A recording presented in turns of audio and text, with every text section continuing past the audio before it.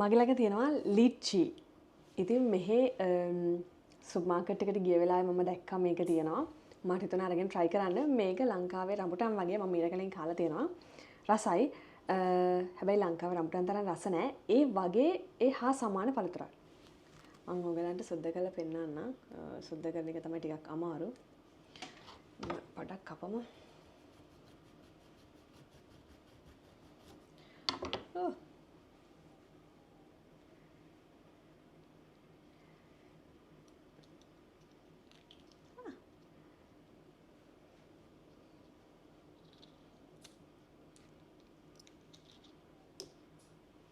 මේ විදිහට තමයි තියෙන්නේ.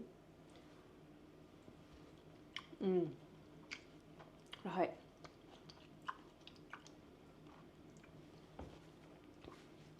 රඹුටන් වගේම රස හැබැයි රස දෙකක් මට හිතෙන විදිහට. හැබැයි රහයි.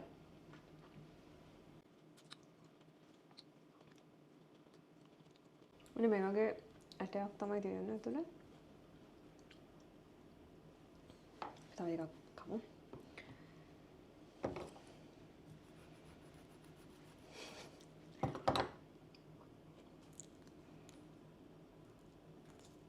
ඕගොල්ලෝ try කරලා තියෙනවා නම් අනිවාර්යෙන් කමෙන්ට් එකක් දාන්න.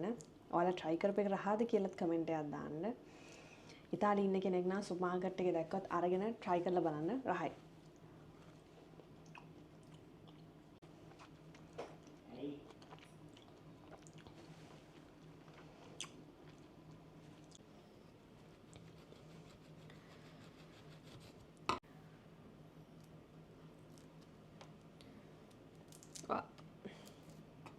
පඩින් ලංකා රඹුටන් වගේනේ.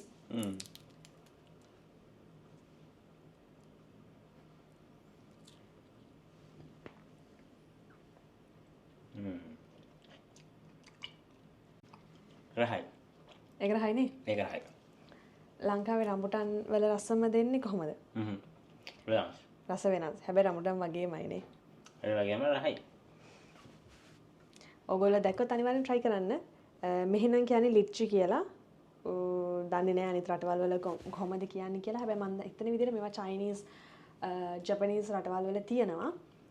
ඔයගොල්ලොත් try කරලා බලන්න. try කරලා තියෙනවා නම් අනිවාර්යෙන් කමෙන්ට් එකක් දාන්න.